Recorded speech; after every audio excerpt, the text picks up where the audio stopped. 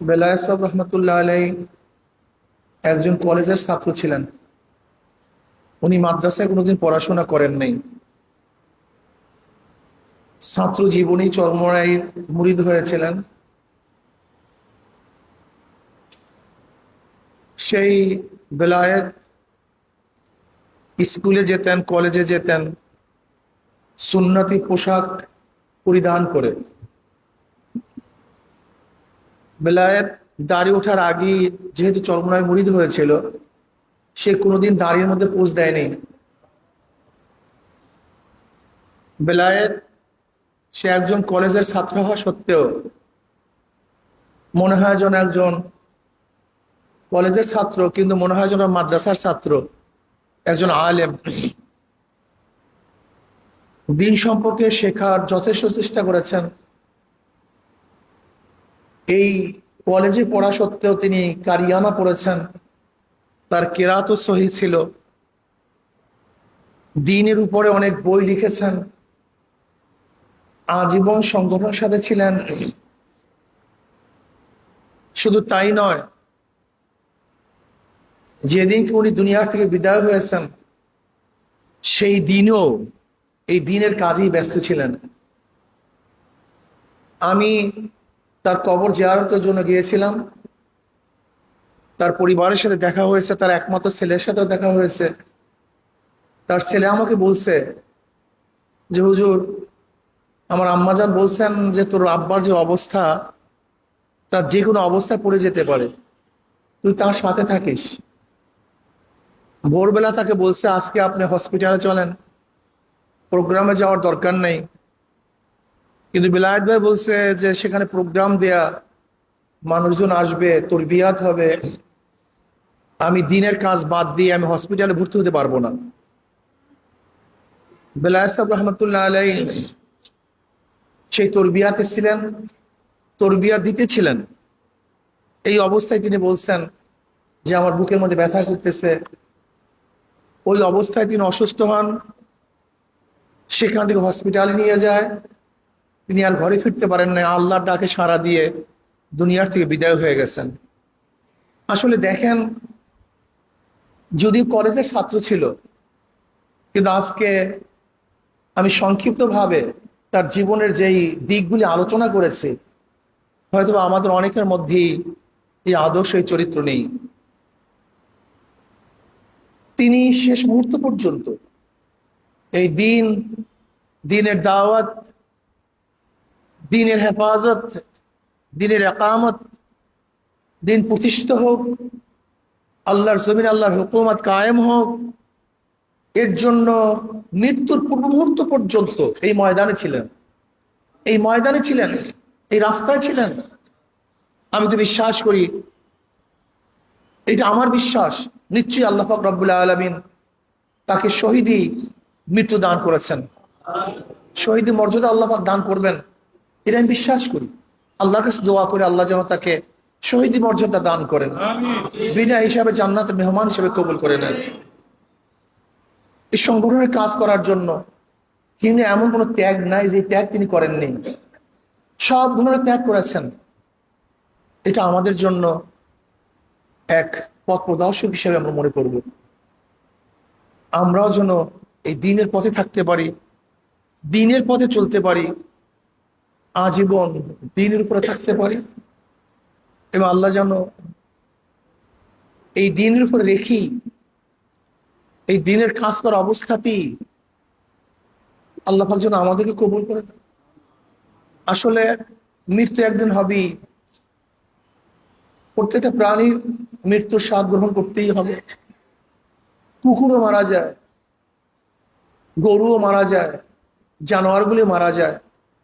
যদি আমার মৃত্যু আর জানোয়ারের মৃত্যুর মধ্যে পার্থক্য না থাকে, তাহলে এই জীবনে কোনো দাম নেই।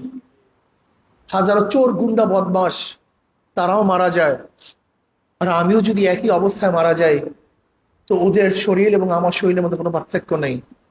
হাজারো দুনিয়াদার দুনিয়া দুনিয়া করতে করতে শেষ নিঃশ্বাস ত্যাগ করে, আমরাও যদি দুনিয়া দুনিয়া করতে করতে শেষ নিঃশ্বাস ত্যাগ করি, তাহলে এই শ্রম এবং সাধনার কোনো ফায়দা নেই।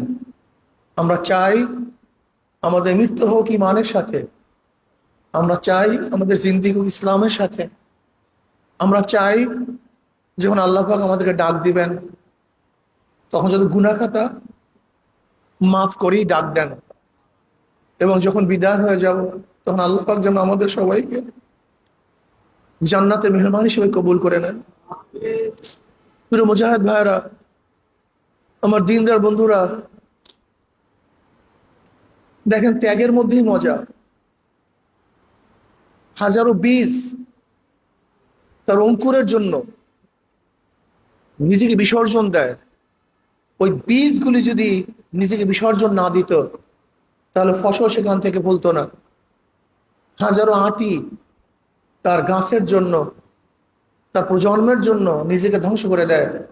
সে নিজেকে ধ্বংস না করলে সেখান থেকে কোনোদিন গাছ উঠতো না। আমার মা আমাকে জন্ম দেওয়ার জন্য হাজারো কষ্ট সহ্য করেছেন। এই কষ্টের ত্যাগ সহ্য না করলে আমি দুনিয়ার মুখ দেখতাম না। আমার বাবা আমাকে পালার জন্য, আমাকে বড় করার জন্য, সংসারকে রক্ষা করার জন্য হাজারো শ্রম দিয়েছেন, হাজারো চেষ্টা করেছেন। যদি আমার বাবা আমাদের সংসারের জন্য, আমাদের জন্য, আমাদের খাওয়ার জন্য, পড়ার জন্য, বড় হওয়ার জন্য, ভালো রাখার জন্য চেষ্টা না করতেন, হয়তো আমরা কেউ বড় হতে পারতাম না। যেরকম বাবা মার ত্যাগের কারণে আজকে আমরা দুনিয়ার মুখ দেখেছি, ভালো আছি। একটা বীজ তার সর্বোচ্চ ত্যাগের মাধ্যমে আরেকটা অঙ্কুরকে জন্ম দেয়। ঠিক আপনি এবং আমি যদি দিনের জন্য ত্যাগ না করি, সর্বোচ্চ শ্রম এবং ত্যাগ না দেই, তাহলে দিনের বীজটাও দুনিয়াতে মাথা উঁচু করে দাঁড়াতে পারবে না। এই দুনিয়ার গাছ, দিনের গাছটাও মাথা উঁচু করে দাঁড়াতে পারবে না। এই জন্য আসুন দিনের জন্য ত্যাগ করি, সাধনা করি, দিনের জন্যই বিসর্জন দেই, দিনের জন্যই চেষ্টা করি, দিনকে কায়েম করার জন্য সর্বোচ্চ সাধনা চেষ্টা আমরা করব।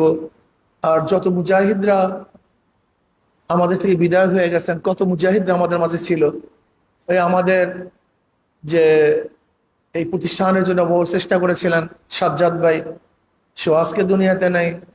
আমাদের অনেক মুজাহিদরা যারা আমরা প্রথম যশোরে আসার পরে দেখেছিলাম, এরকম নুর ইসলাম খান সাহেব, আমাদের নুর ইসলাম ভাই, সেও আজকে দুনিয়াতে নেই। এরকম বহুত মুজাহিদরা আজকে দুনিয়াতে নেই। আমরা তাদের রুহের মাগফিরাতের জন্য একবার সূরা ফাতিহা, তিনবার সূরা ইখলাস পড়ি মাগফিরাতের জন্য। দুরূদ শরীফ পড়ি, আল্লাহুম্মা সাল্লি আলা সাইয়্যিদিনা মুহাম্মাদ।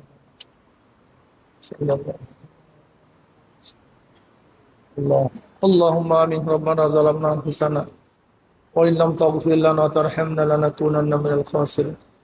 রব্বানা আতিনা ফিদ দুনিয়া হাসানাতান ওয়া ফিল আখিরাতি হাসানাতান ওয়া কিনা আযাবান নার। আল্লাহ, তুই আমাদের গুনাহ খাতা মাফ করে দাও। আল্লাহ, আমাদের গুনাহ খাতা মাফ করে দাও। আল্লাহ, আমাদের গুনাহ খাতা মাফ করে দাও। আল্লাহ, গুনাহ থেকে বাঁচিয়ে থাকার তৌফিক দেয়া দাও। আল্লাহ, গুনাহ থেকে বাঁচিয়ে থাকার তৌফিক দেয়া দাও। আল্লাহ, যতদিন জিন্দা রাখো ইসলামকে জিন্দা রাখিও। যখন শেষ ডাক দেবো ইমানের সাথে ডাক দিও। আল্লাহ, আমরা যারা হাত তুললাম জানি না কার মা নাই, বাবা নাই, স্ত্রী নাই, সন্তান নাই, দাদা নাই, দাদু নাই, নানা নাই, নানু নাই।